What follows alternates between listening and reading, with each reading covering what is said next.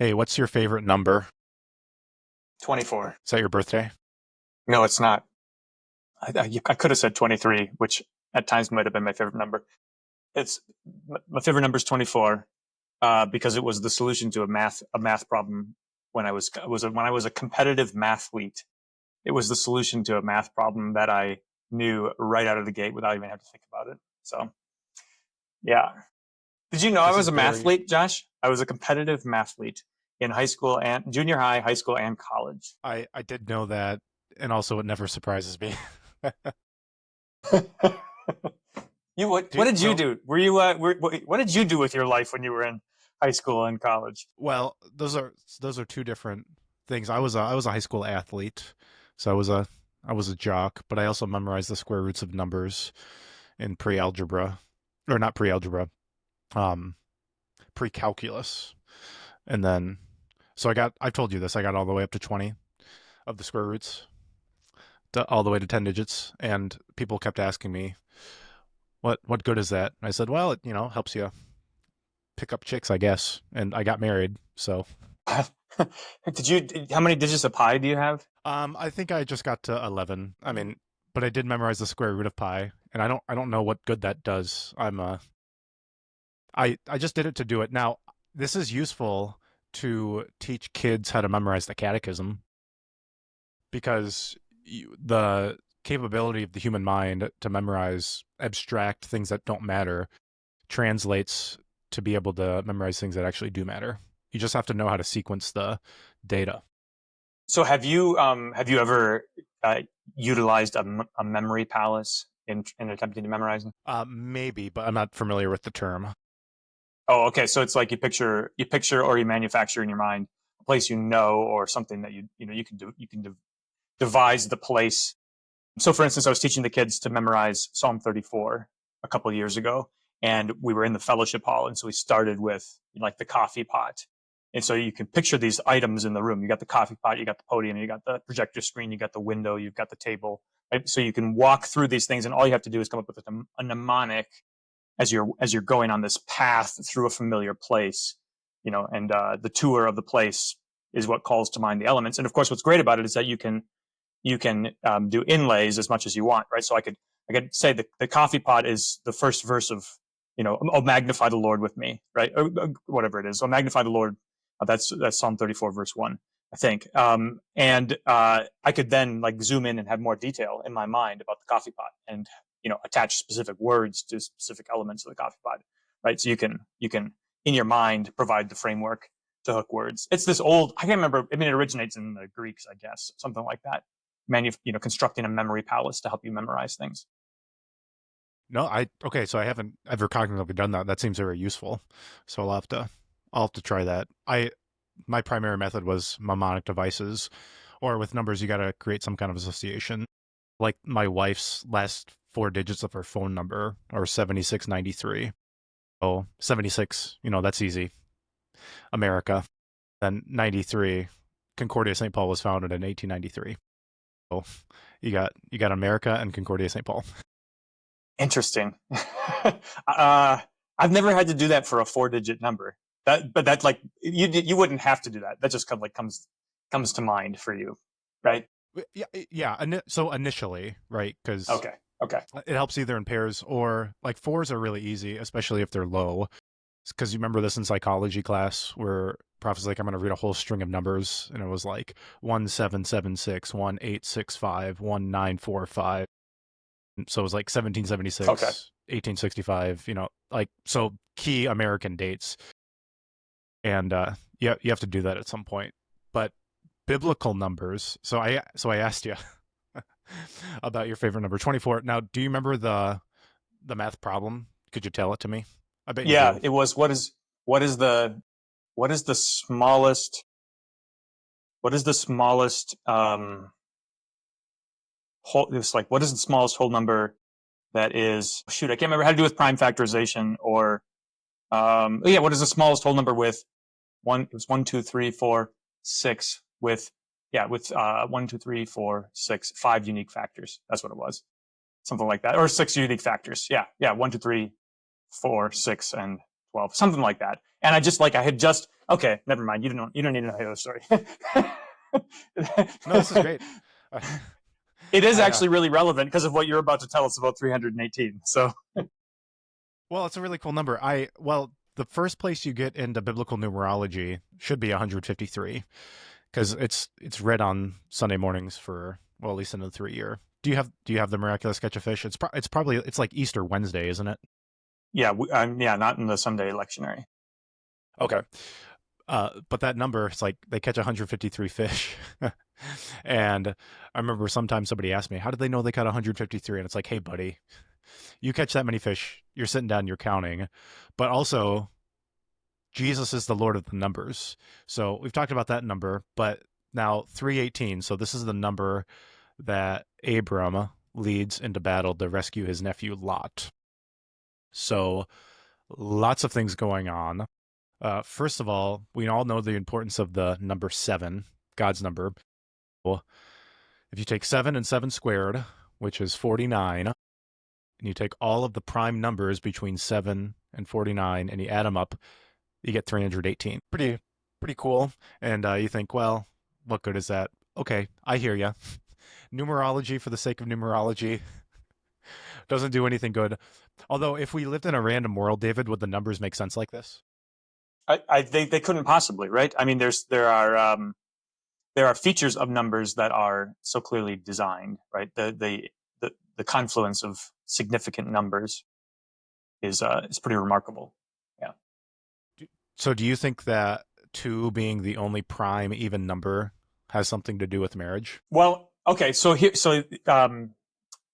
Here's the way to think about that. I suspect that it's not so much that like 2 is the only prime even number, but there can only be one prime even number.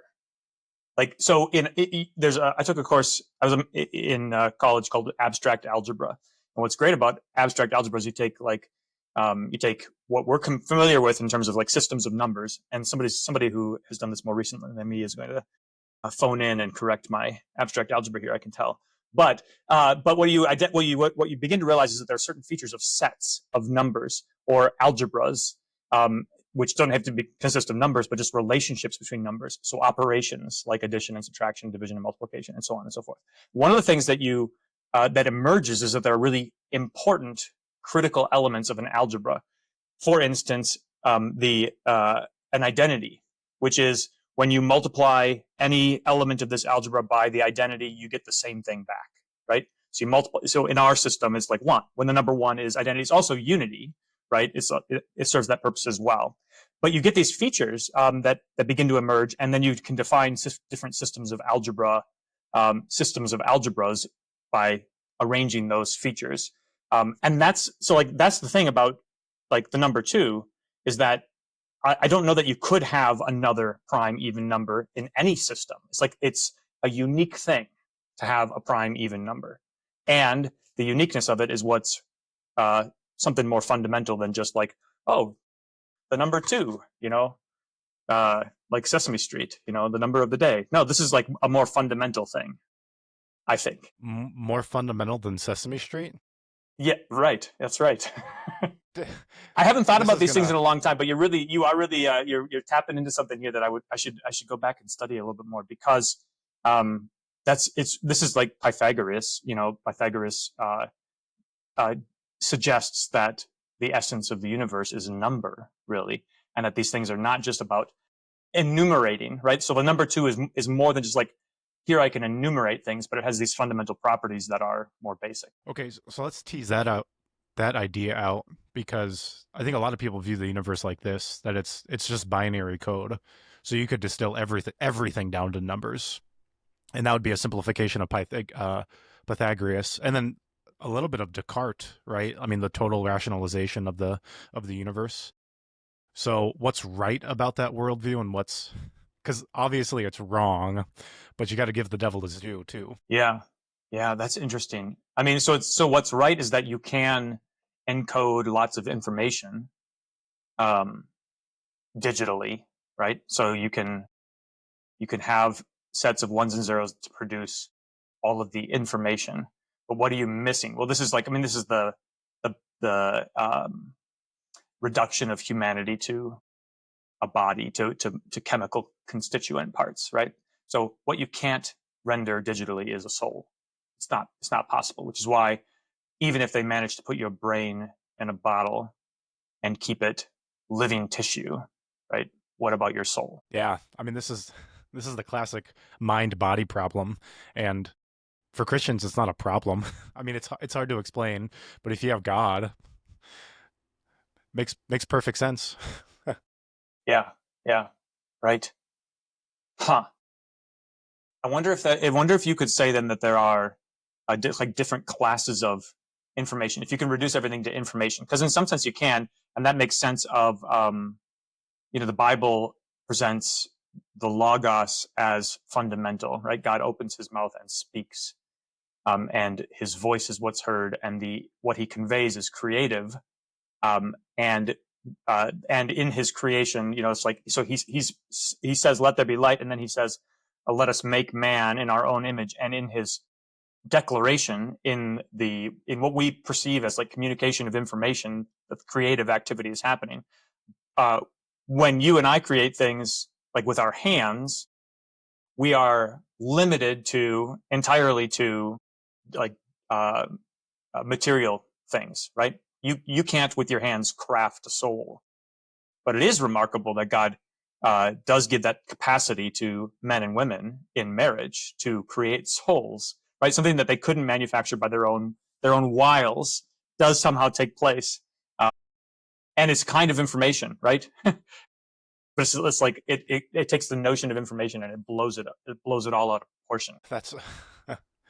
Are you familiar with this phrase "low anthropology" that's been kind of running around Lutheran circles? I really don't like it, and maybe you could talk me into it. And I understand what it's saying. It's trying to acknowledge sin and our concupiscence and acknowledging that we all fall short of the glory of God. I get that. But at the same time, what you just said is human beings are capable of creating souls. Right. There's nothing lowly in that anthropology whatsoever. Like our Yeah. So I mean, capacity. go ahead. Go, yeah, our capacity is amazing, and that's what makes sin so bad. Was the highest high? It's just inverted. It's like the same way with negatives in Greek, right? So they inverse. It's not like in English. So if you want to say something really, really strongly negative in Greek, you actually take the weakest position and then you invert it, and it makes it the strongest negation. Hmm. Hmm. Interesting. Yeah, yeah. So what's the distinction there in terms of low anthropology? I mean, it's almost like because if you wanted to talk about low anthropology, it would be only because man's creative capacities, which are very, very high, are turned towards evil, right? Are turned towards evil. So I'm thinking also about like your faculties, which are also very high. So animals, critters, don't have consciences. They don't have wills either. They don't have a rational intellectual faculties, which are a function of the soul. So we have consciences that are designed to tell us what's right and what's wrong, and then they get completely completely perverted, so that we call evil good and good evil, right? Right. Do you like human beings? Yes, I think so. Well, I mean, you used to. I don't. Do you go by this tagline anymore? On your business card, it used to say Reverend David Buchs, transhumanist. I don't remember the reference that you're making, but no, it doesn't say that. I don't. Okay, it's another podcast you did years ago. You've been on the circuit of podcasts, if you will. I see. Okay. It's fine. I know your material better than you do. Yeah, I'm forgetful about these things. Another thing about 318, then, which you brought up, it's 153 plus 153 and then plus 12. You said. Yeah. Right. That's it. Okay, so I mean, can you tease out the? I mean, okay, so 153 is nice because, of course, like if you're looking for these numbers that kind of stand out of the blue, this specificity, you're right. You're counting the fish. That makes complete sense. Abraham certainly has, an accounting of the number of men who are with him. Makes sense. But like they stand in connection in the Bible because they're obscure and out of nowhere we get this particular detail. Okay, so 153 times 2 plus 12, and of course 153 is the triangle of 17, which is 10 plus 7. So 318 would be 10 plus 7 plus 12. The triangle of 10 plus 7 plus 12 on top of that. It's like we get all the numbers. Got three numbers too, like 1, 2, 3. There you go. That is how you count to 3. Did your kids do this? So mine can count to 10, but her sequence is always 1, 3, 5, 10. That's good. That's like a harmonic series right there. That's a major chord is what that is. Yeah. So okay, good. We've taught our musical theory already, so that's great. Okay, so all the numbers are present, and then another thing we'd be remiss to if we didn't bring it up. Uh, Names have numerical values. Well, any word does in Greek or Hebrew. And in fact, this is how they did math. They didn't have Roman numerals. You used the letters, which is why we use so many Greek letters in physics, right? I'd imagine that's the carryover.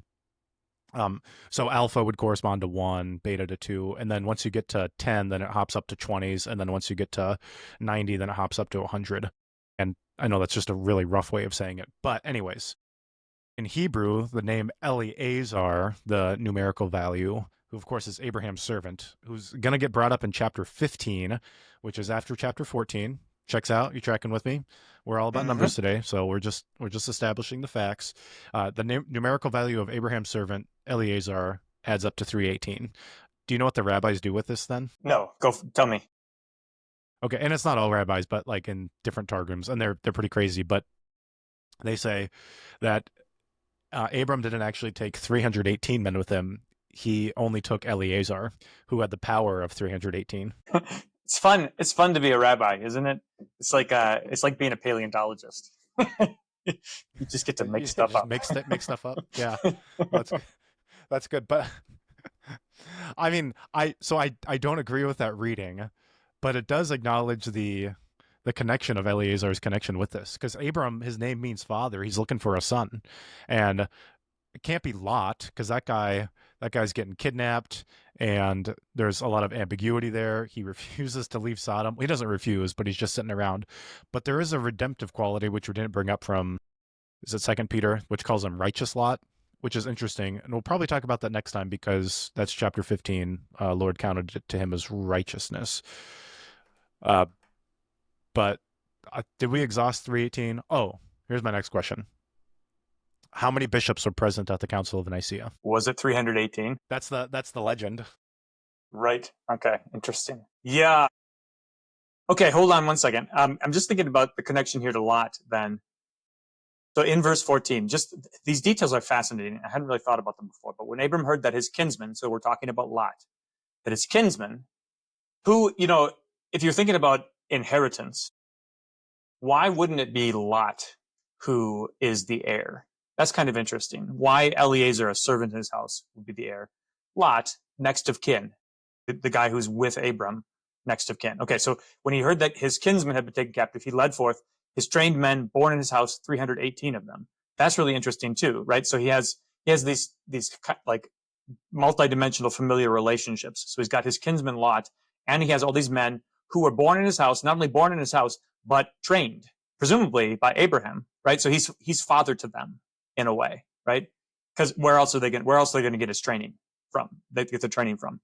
So here he's got this multitude of quote unquote sons, and none of them is actually the son. And if 318 is supposed to remind us of Eleazar, it's kind of like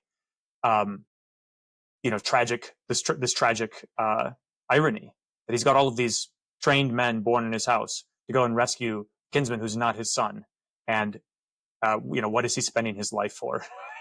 Since he doesn't have anyone to carry on his name. Well, that's really good. Yeah, you've got 318 around, but not one is good enough. Yeah, right. It's like nobody is righteous, no, not one. Yeah. Now, yeah, how sad is that among 318? No, that's a really good connection with Eleazar. To answer your question, why not Lot? Is it because Lot's already received his inheritance in the last chapter with the land divide? So they've Ooh, separated already. so this could be a strike against Lot's character as well. Then, you know, uh, you have your reward, right? He already has his reward. He could have perhaps been heir to Abraham, right? Because he could have said, "No, I don't want to separate from you. I don't want to separate from you. I want to be the heir of your house, and I'll be subordinate to you. I'll be as a son to you." He could, I think, he could have said something like that, right? But instead, he wanted to go his own way. Well, that's good. So that would be the Ruth thing to do with her mother-in-law, right? Yeah. Where you go, I'll go. And of course, she's the one who ends up getting redeemed. But Lot does too, by Abram. So so here's the question, and this is really good. Thinking about Trinity Sunday, if you could have all of the rewards of heaven, so you know, paved gold streets, mansions. I'd imagine there's going to be lobster in heaven. I don't know, but all of those goodies. But you had to give up God. Would you do it? This is recorded forever on the internet. No, I wouldn't do it. Okay, good. Well, that's the Christian answer, right? Because Right, I have right. no good apart from you, right? And another provocative way of saying it is, would you rather be in hell with Jesus or in heaven with the devil? Well, obviously, you'd rather be in hell with Jesus, and that's a logical impossibility because wherever Jesus is, that is the kingdom of heaven. But that's what you brought up about Lot is like, what's his desire? And so much of life does come down to like, what do you want? You've seen Right, The because in a Notebook, right? sense, no, I have not. How dare you? Oh, never mind. I assumed. Well, so interesting. I mean, part of the wisdom of Proverbs is basically that like you will hit what you're aiming at, right? You'll hit the target you're aiming at, and the problem is only ever that you don't realize what it is that you're aiming at, or you've deluded yourself into thinking that you're aiming at something other than what you are, right? So the slothful man is aiming at ease, and he hits that target um, to the at the expense of productivity, right? At the expense of his livelihood, you know. Yeah, how many of our problems are self-induced? Because we always talk about like tragedy happens, and it certainly does, right? But how much of my problem is just my slothfulness, like what I desire? I'm just speaking for myself. I probably think probably 98% of it. Right, right. And of course, I mean the sin in all of that is that we fail to uh, take ownership of those things, take responsibility for them. If only you would take responsibility for all the things that you're responsible for, you'd have no complaint against God, or you'd have nothing to hold against Him, right? Now I say that fully realizing that the Book of Job exists too. Right. So what's the point of the Book of Job? What are we supposed to learn about tragedy and personal responsibility from the Book of Job? Well, I think the ultra point is that in chapter 1 it says the sons of God came into the presence of God. And the problem, and of course that's the angels, the problem is that Job's not counted among them. So I think the book can be read as this is how Job becomes a son through discipline. And it takes, how many chapters is it? 40, 42. Yeah, is 42? Does that sound right? I So think so. Yeah. it takes all of those chapters and this intense dialogue and arguing with three guys you thought were friends, and then the very presence of God to come up too. But at the end of the book, he does become a son, and I think that's the progression. But you certainly take up the problem of evil too. Why? And the question's basic: why do bad things happen to good people? And you have to tear each of those premises apart. So, one, is God good? That's the number one question.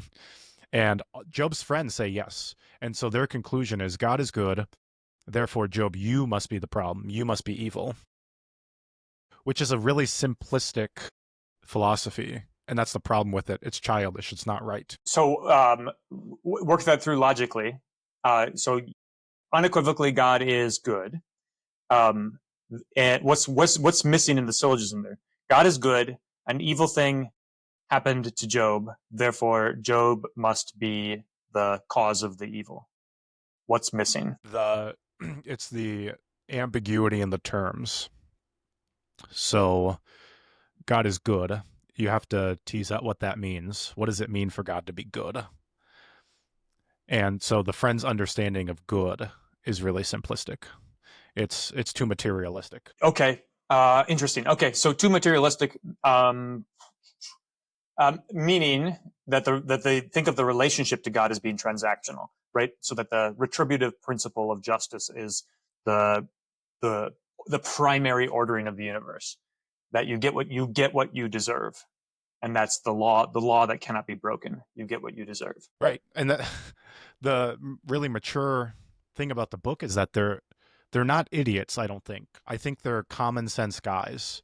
They're playing this out, but they're not factoring in like God's discipline, what it actually means for him to be good. And they're not able to see the world with two different eyes. Because two things can be true at the same time. This is good. I was thinking about this in terms of John 3 for Sunday. There's so much going on there. But one of the ways to describe the conversation between Nicodemus and Jesus is this bantering back and forth. That's not the right word. Parlaying back and forth statements or questions about possibility. What? you, you went from bantering to parlaying. I'm looking for the right word. You tell me what it is. All right. So going back and forth between these statements about impossibility. So it starts with Nicodemus saying, "We know that no one can do mighty works like these unless God is with him. Impossible for these mighty works, right?" And Jesus says it's impossible to see the kingdom of God unless you are born anothen. And Nicodemus says it's impossible for a man to return to his mother's womb. And Jesus says it's impossible to enter the kingdom of heaven unless you are born of water and of the Spirit. And Nicodemus says, how can these things be possible? It's the Greek word dinetai, over and over and over again, right? So now it's interesting is that all of what Jesus is saying in each of his replies to Nicodemus is essentially a statement about new creation, right? So you don't, and this is what happens in Job. All of your questions about possibility or justice or righteousness or goodness, all of those questions dissolve if you go back to the beginning and you see God creating absolutely everything, right? So nothing is impossible with God, right? So the disciples say, how then can anyone be saved? Seeing as a rich man can only enter through the eye of a needle, as a camel through the eye of a needle, how then can anyone be saved? With man it is impossible, with God all things are possible. And what happens in creation, and then also, I mean, it's not in creation, but it's in the fall of creation, is that we lose sight of that limitless possibility because we are like our view of God as creator is obscured. Like we confess it, we say it, but God kind of has to teach Job by showing him. It's like, look, have you seen the things that I've created? Have you like really reckoned with the fact that I created all of these things, and you included, right? Yeah. So God's responsible for all of this. That's right, and he takes responsibility for all of this. So I've been reading Jocko Willink. Is that the last Willink? He's this military guy who writes books on leadership. I only know two Jockos. There's that guy, and then there's Jocko Pastorius, who's a legendary bassist for the Weather Report. But continue. That's not the one I'm thinking of. But he's got these books on leadership, and one of the books is titled "Extreme Ownership," and it's great in principle. It's excellent. It's excellent for teaching young men, I think, about the challenge of adolescence.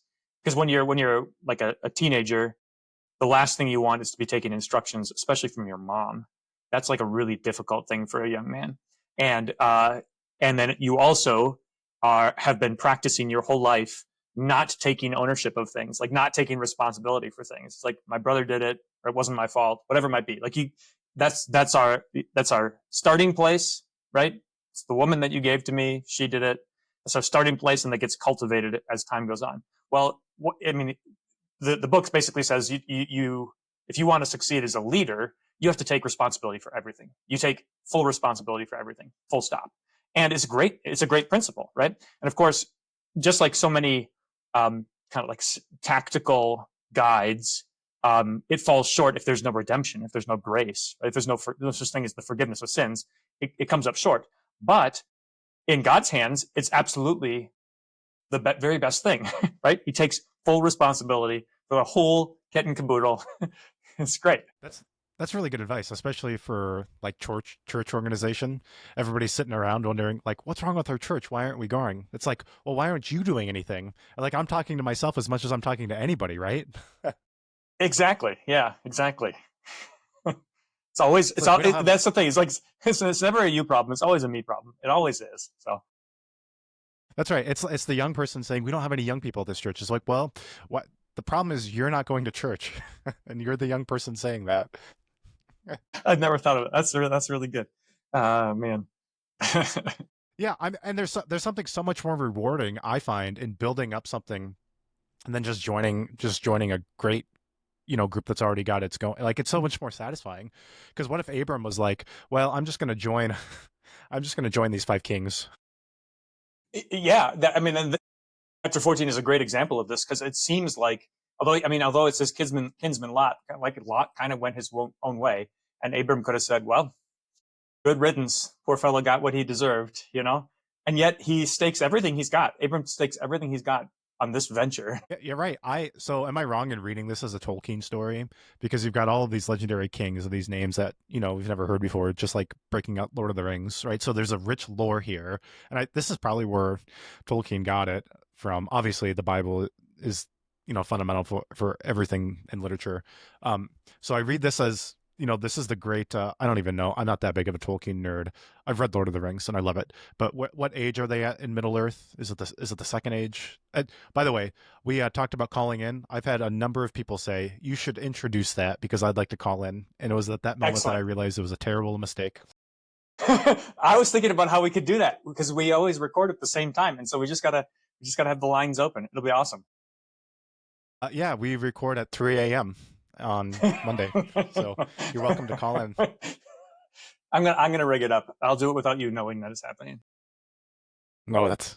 I'm gonna get your mom to call in. So it's gonna be even better. I'm gonna get your mom to call in. So you have this legendary backstory here. Whatever second age Middle Earth, whatever's going on behind the Lord of the Rings, and then all of a sudden you get this weird figure Melchizedek, who's got no genealogy, as the Book of Hebrews says, just pops up out of the blue. I mean, which Tolkien character does this remind you of that kind of has a divine backstory? Yeah, isn't it? It's Tom Bombadil, right? That's who you're thinking of. Oh, 100%. That's Melchizedek. Which is why Peter Jackson did not know what he was doing, because where is Tom Bombadil? Where is he? He's got to be omnipresent. That's the only justification. Yeah. He's like he's weaved him through the entire story. You just can't see him, I guess. No, I mean, so the movies are great, but you're right. That's the two fundamental critiques are no Tom Bombadil, and there's no conquering of the home like there is in Return of the King. Like the movie ends with the ring being destroyed. That happens in like chapter 4 of the third book. It's at the very beginning, and the rest of the book is now that you've conquered the devil, you go home and conquer your own home, which is a very inspiring message for men. Yeah. This is like the Book of Esther, right? So Haman gets hanged, and now all you Jews need to take up arms and defend yourself against the plot to destroy you. That's good. That's invigorating. Yeah, let's go fight. I mean, I'm excited to build something. And you got 318. That's a ton.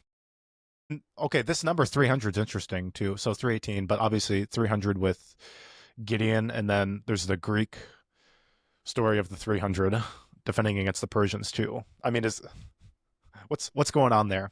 Is that triune or what? It feels more to me like the size that a single man can command, that the proper scope for a man who's got obedient men under him. Okay, so we've toyed with the number of members you could have at church. So we've suggested 120. That makes sense. Maybe 153. But if you've got obedient people, 318. Yeah, properly trained, right? His trained men, so that you give an order and they march.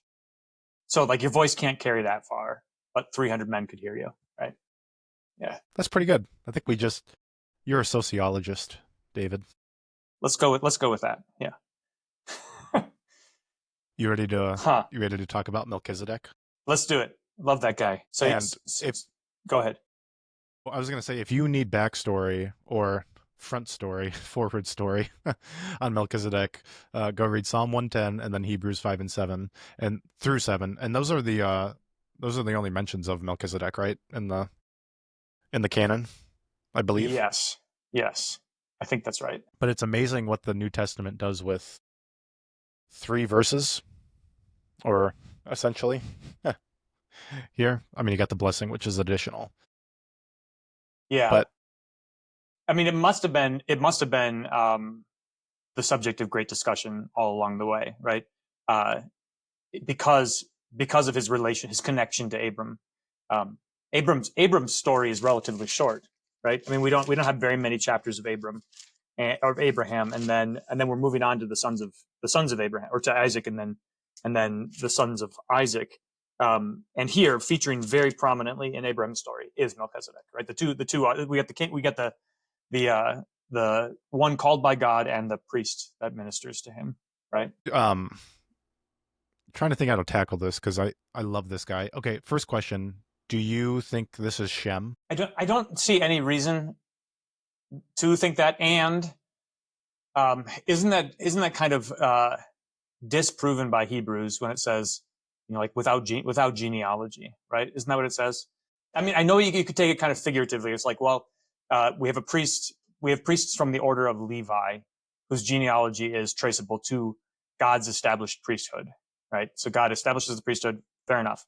And here's a guy who has, a priesthood that is, because he's, a son of Noah. Just like, I mean, he was the only guy. He's the only guy around, right?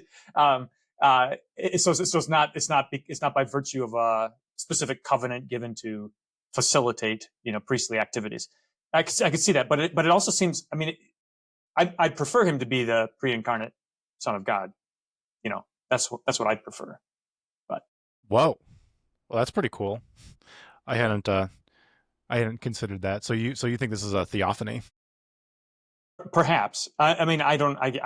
It's really unclear, right? I mean, so Hebrews leaves it wide open, doesn't it? And it's like you don't get to know without beginning and without end, right? Jesus is coming and he's fulfilling that office, right? Right, right. That's a great thought.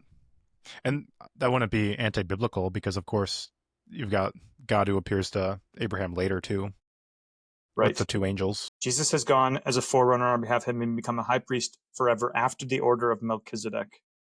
Yeah, I mean, so how could it be that Melchizedek occupies priesthood in this order that is the eternal order of priests, unless he's the Son of God, right?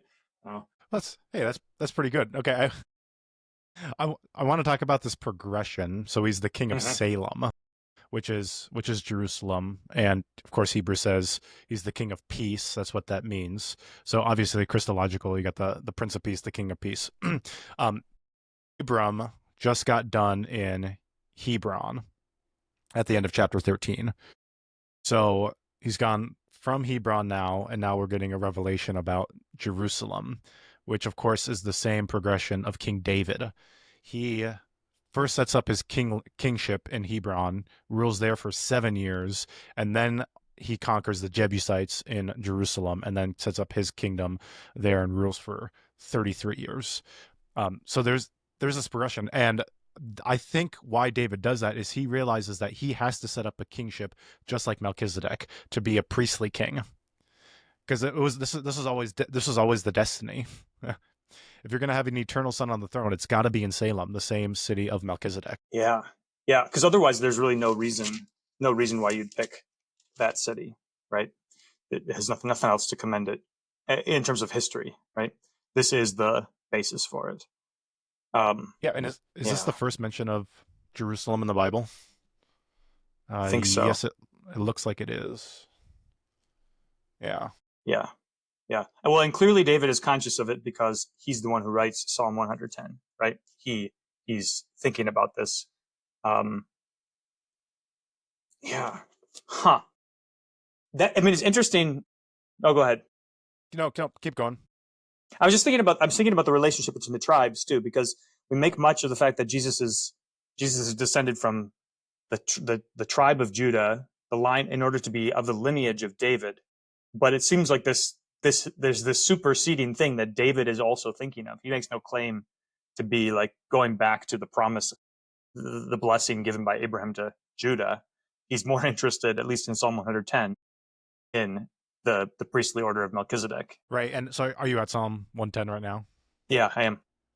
Why don't you jump forward to Psalm 132? Because I think this really hammers the point home. So, of course, this is a song of ascent, which is what they would sing going up to Jerusalem during the three festivals, and talks about remember, Lord, in David's favor. And I think this is the song. Um, this is the one that talks about bringing the Ark of the Covenant um, in, at least. So this appeals to God's promise to David. Verse 11, the Lord swore to David. That's 2 Samuel 7. Verse 13, for the Lord has chosen Zion. And so this isn't only coming from David. This is coming from God himself. Like, why? Right. Why? Well, God chose it. He wants it. Yeah, which is connected to like God gave David the blueprints for the temple, which he then handed over to Solomon. This was all by God's design, even down to the even down to the measurements of the temple. Yeah, that we're going to sit in his holy city. Yeah. Oh, okay. There's so much connections here. So, verse 15 of Psalm 132, I will abundantly bless her provisions. I will satisfy her poor with bread. So here's another transition from Bethlehem, the house of bread, to Jerusalem. So you go from a house of bread to this seemingly this palace of bread. Yeah. Huh. Which is what the kings do when there are festival sacrifices, right? They feed all of the people. Solomon does that. Hezekiah, I think Hezekiah does it. Just like the people bring out their offerings and they have this festival, and then I think it's Hezekiah who's like, we're going to keep this festival going for 7 more days, and so he supplies his own oxen and his own foodstuffs. What a party! Yeah. Okay. Which One question. always makes me think about our offerings and worship, right? So we tend to think about offerings. Help me think this through, because we tend to think about offerings primarily in terms of like you put your thing in the plate and then it goes in the budget, and now the voters are going to make decisions about how to spend these dollars.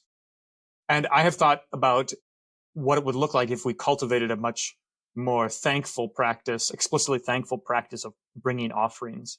So when would you bring an offering? Well, when God is good to you, when God is gracious and kind to you, which of course it's like he is gracious and kind to you every time you get your paycheck. So bringing the tithe makes a lot of sense. But your prayer is answered and God preserves your life, or something like that, where a thank offering is fitting. We are not acculturated in such a way that it would make sense to have somebody show up at church, certainly not with an oxen, but also not with like with cash, and say like, here's my offering to the church, and with some portion of this we're having a big party, right? Like that would never fly. And I think it would never fly because it would feel like pompous, would feel vain. But that would be great, wouldn't it? I mean, so that's Judas's objection to the anointing of the oil, right? It's going to waste. You could have sold this for 300 denarii. It could have been given to the poor, and of course, by the poor, Judas means himself. Right. That's right. Yeah. No, that's really good. I mean, is there anything better? So the next psalm is 133. How good and pleasant it is when brothers dwell in unity. Is there anything better than fellowship? Right. And if the fellowship is, I mean, how great is this? Like, the fellowship is because God was good to you, Josh, and Josh wants to thank God and wants everybody to join with him in thanking God. And the way that we do that is by receiving God's good gifts and celebrating together. It's like, well, that's a great occasion for celebrating. Yeah, that's the parable of the prodigal son, and it's the older son who refuses to join the party. Yeah, exactly. Yeah. Huh. Let's throw a party. What do you want to eat? Well, we are having hot dogs here on Sunday, June 22nd for our annual softball game. You're welcome to come along for that and have some hot dogs. Can I play Let's start softball? there. Yeah, you can play softball too. Okay. That's, that's great. Okay, David, You'll I you'll want to have ask you a to question. pick a side. Hang on one second. You have to pick a side because it's Concordia and St. John's Kimball are it's kind of like the rivalry. So if you come, anybody who comes, you have to pick a team to play on. That's the tricky thing. You're welcome to do that though. Anyways, go on with I your question. I I identify with St. John's Kimball. Um, That's so, so another question about your namesake. So Jesus is healing on the Sabbath, and the Pharisees are really upset about it. And Jesus, of course, has many conversations with the Pharisees about this. But in Mark 2, he says, "Well, God, what did David do? It was only lawful for the priests to eat the showbread, but David ate the showbread. Technically unlawful for him to do, but he's actually fulfilling the law. So we've always thought of that as like the exception to the Sabbath. It's like if your ox falls into the ditch, pull it out, right? But I wonder if there's something even greater going on there, which is the recognition that David is a priestly kind of a king, just like Melchizedek. So it actually is lawful for him in a sense because he's fulfilling the priestly kingship. Does that then fit with the parallel question where Jesus says, "How is it that David can say, the Lord says to my Lord, sit at my right hand?" So one of the things are you suggesting then that one of the things that the Pharisees are missing is that David was a priestly king, and we should expect a a new priestly king, not just a king. Right, right. Yep.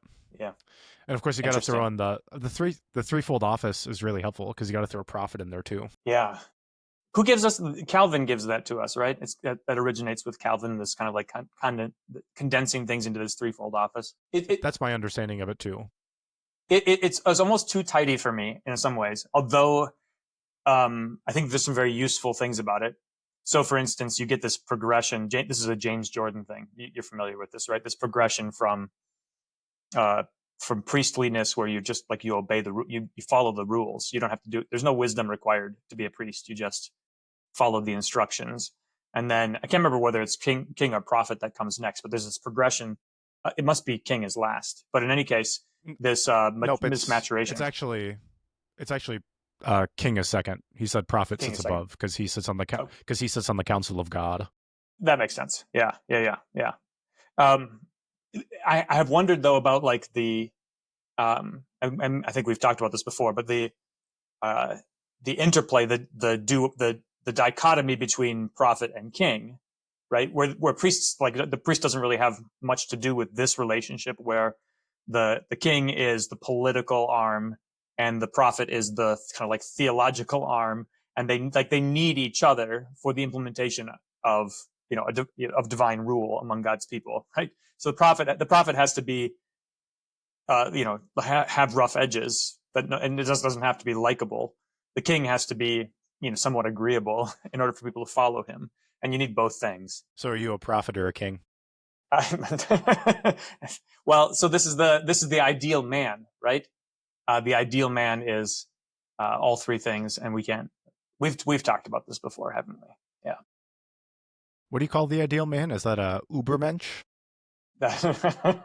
No, that's that's not what I call. And my hand is. I'm not doing any Elon Musk gestures here either. Just to be clear, my hands are down at my side.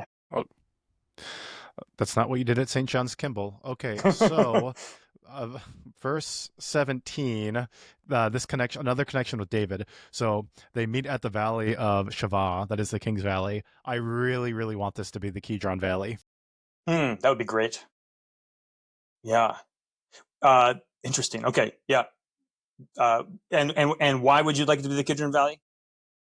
Well, so the Christological connection, that's where Jesus walks across during the Passover in the Gospel of John. According to the rabbis, that's where all of the blood from the altar from the Passover lambs would drain into. And so here you've got the Passover lamb walking by. The Davidic connection is this is also David's journey when he's mourning over Absalom. You will. Well, not. he crosses over the Kidron Valley. You will like this as well when Hezekiah is cleaning out the temple. He takes all of the stuff and puts it in a heap in the Kidron Valley. I think it is right in the stream. He puts it in the stream. And Josiah does it too in Second Kings. Okay. Yeah. Yeah, it's a great place. You're dumping all your idols in there, and it's also a strong connection to the Passover and David and Christ and now Melchizedek. Yeah. So do we have any reason to? I mean, the King's Valley. Interesting. Yeah. What else could there be? Is there another Kidron, or is there another valley thereabouts? Would make sense that this would be the same one. Yeah, I mean it's got to be near Jerusalem, and so I mean Jerusalem's on a hill, but the for what it's worth, the rabbis make the connection too. Then they could be right about this. Okay. I just looked it up, by the way, to correct the record. It was only Josiah, not Hezekiah, just Josiah who did it.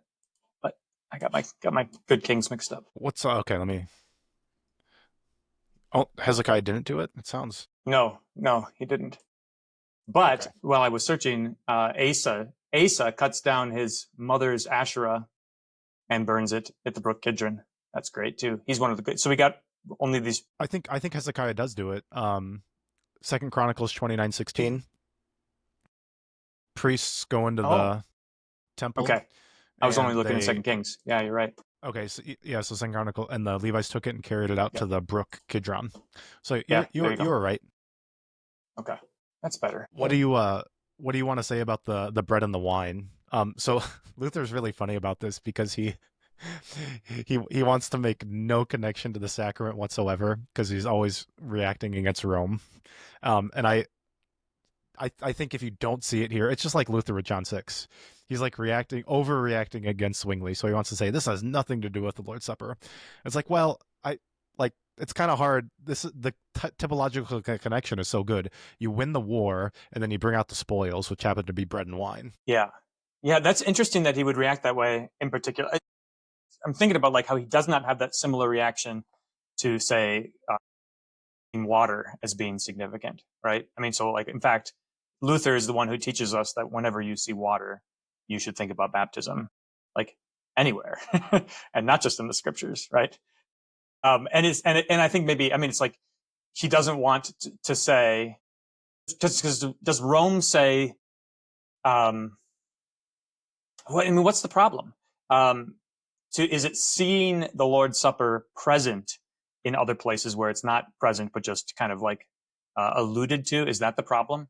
I'm thinking about John 6, like the objection to John 6. Yeah, I think the problem is, I think the Romanists were trying to make a doctrinal point about the Lord's Supper based on this text, and their conclusions were wrong. And so Luther's like, you can't take an abstract text like that and try to make a concrete doctrine out of it, which fair enough, right? Yeah, right. And I mean, and you don't need to, right? You don't need to because it's plain. The doctrines are plain in clear texts.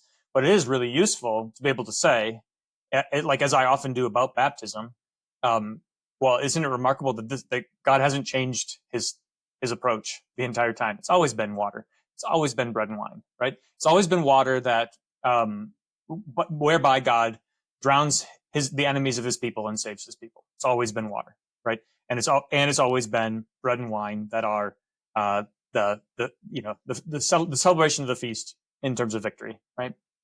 I'm thinking about the Greek philosophers, and this is mostly pre-Socratic, about their debates about what's the universe is made out of. So we talked about Pythagoras. It's all numbers, which you can take elements of truth. So you got the periodic table. Okay, so you got all numbers there. But the debate seems to be like, what's the primal element? So is it water, or is it fire, or is it wind? And God is like, well, I'm going to use all of these things. Yeah, that's right. Huh. It's a composite for us. Yeah.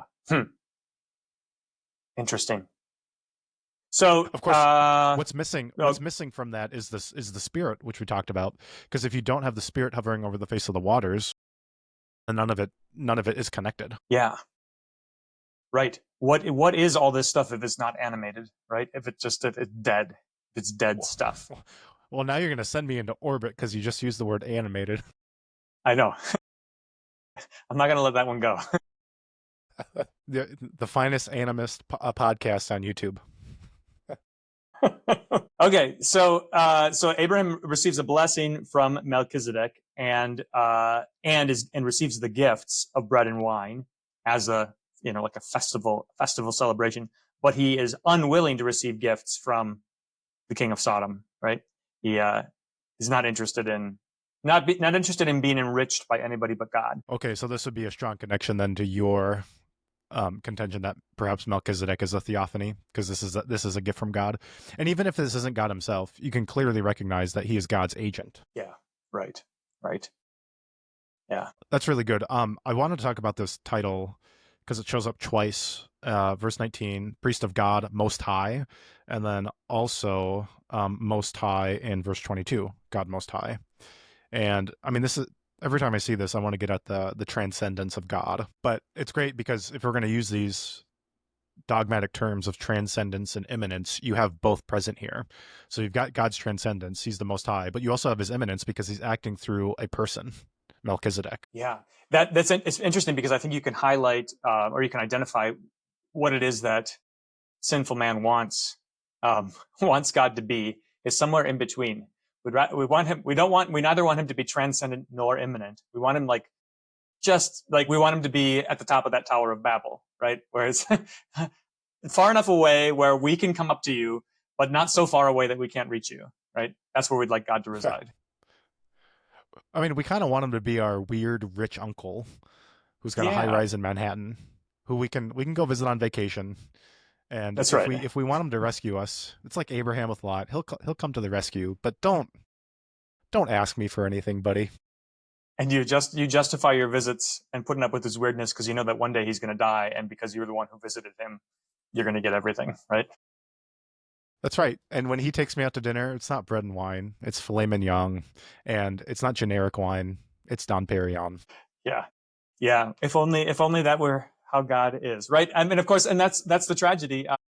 Because if that's all, it's like the very best that we can imagine, that the human imagination can come up with, is so impoverished.